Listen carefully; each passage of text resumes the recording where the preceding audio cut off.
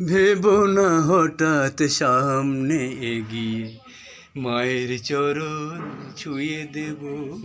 ভেবো না হঠাৎ সামনে এগিয়ে মায়ের চরণ ছুঁয়ে দেব।